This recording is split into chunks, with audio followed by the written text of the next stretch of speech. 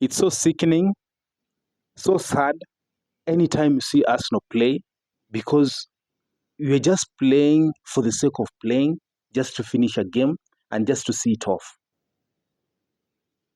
The manager himself is out of tactics. The players that are playing for this team, they don't have that push or that zeal to ensure that they get points. The season is over, and this season we bottled it the moment we didn't do the right signing in the summer. We knew in the last 2 seasons we had a problem in the forward line. The only player that I can say that is a player that you can trust on is only Saka. And Saka got injured in December. We didn't do the right signing in the summer. Yet we knew the players that we had in center forward were players that cannot be depended on. The likes of Havertz, the likes of Jesus. I ask myself questions. The Arsenal board, the manager himself, how do you allow your players like Eddie Nketiah, to go? You sell that player. You sell players like Nelson. You allow him to go on loan, and then you don't bring backup, or you don't bring players who are going to compete in that forward line. Saka has really struggled playing game in, game every day. Is that the same player playing game in, game in? And then you ask yourself, even this player, let me just put it this way, that the player Saka himself, to get the injury that he got, is due to playing him over and over and over. And then we get all these injuries, especially the first injury that Saka got. Saka got an injury, I think, in December. Jesus himself also got almost the same time. We knew the only player that we had was Havertz. We knew that we didn't have a player to back up Saka. January comes, instead of spending and ensuring that you get players who are going to support the forward line, you don't do that.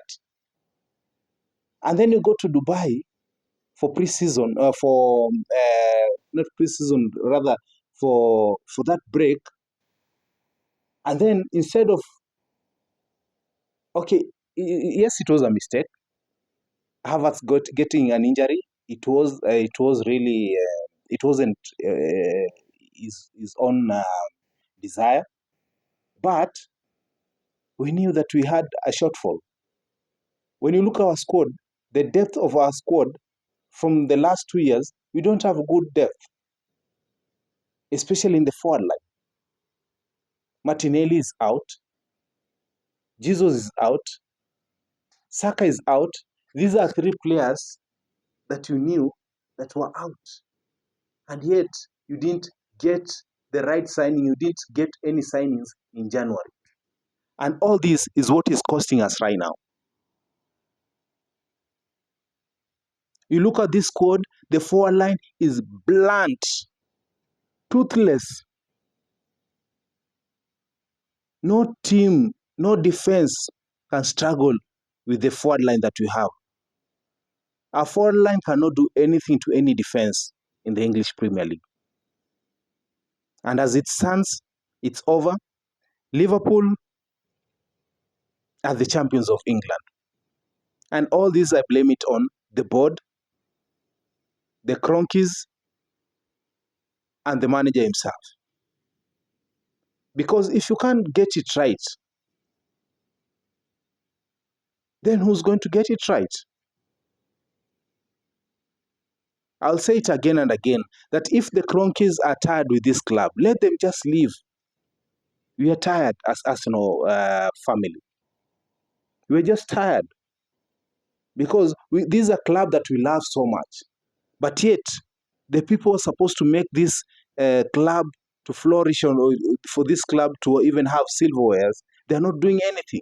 The Kronkes, what is they're interested in, or what excites them, is just the millions that they are making. So long as the club is making profits, that's all that they care about. But ensuring that the club performs well, getting right players in, they can't do that.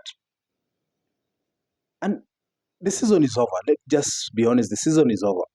Now the problem is with Arsenal is one thing, that we know the way we've been struggling throughout this season, and come the end of the season, they'll not buy any players, they'll not bring in players, and then they'll struggle towards the end of the season, the transfer window. That's when they'll bring maybe one player, and then we'll struggle again another season. I don't know who can advise the board that we need to get these players ASAP, as in the moment the season comes to an end and then the transfer window is opened, we need to go running. Let's get those players in. Let's identify those players. And then once we do that, let these players start pre-season together. And at the end of the pre-season, the coach will have known the strength of each and every player that he will have brought. Right now, we need like about 4-5 players. The right wing, the left wing, center forward, a midfielder, and if we can be able to get all these players in on time, then that's when we can say Arsenal can compete in English Premier League or in any competition. But right now, as it stands, if we don't do anything, even next season it will be the same thing. It's so sad, it's so sickening to watch Arsenal play the way they are playing. We've lost again points against Nottingham Forest. But again, even when we were going to this game, there was no much miracle that we would have expected from the likes of Merino, the likes of Nwaneri is a young boy, 17-year-old, who cannot really be depended on. And we cannot blame him because, you see, he's young, he's still learning. But then we have people like Sterling. They're doing nothing to this club. I don't know why even he came to this club. Trossard, very blunt. Odegaard, so sad. This season is really played poorly. But then again, let's hope next season is going to be better. And guys, Arsenal need just to change the tactics of the way they do their transfers. If we really want to be the big boys in the world of football, then Arsenal need to change their tactics and get players right on time, and get the right players. Get the right players on time. Don't fear to spend, because we are making a lot of money. Kronkes, if they can't spend next season and get the players that we want, who can take this club forward, then they just need to quit and sell the club to people who can really support the club, and our club, Arsenal Football Club, can move forward. Guys, appreciate so much. Subscribe to my channel, like this video, leave a comment on the comment section, and I'll really appreciate for your comments and also for your subscription. For those who are subscribing to my channel, we are at 20,000 subscribers right now. Let's move to 25,000 subscribers, and I really appreciate even as we continue growing this channel. Till next time, it's your guy Big Eddie. Adios.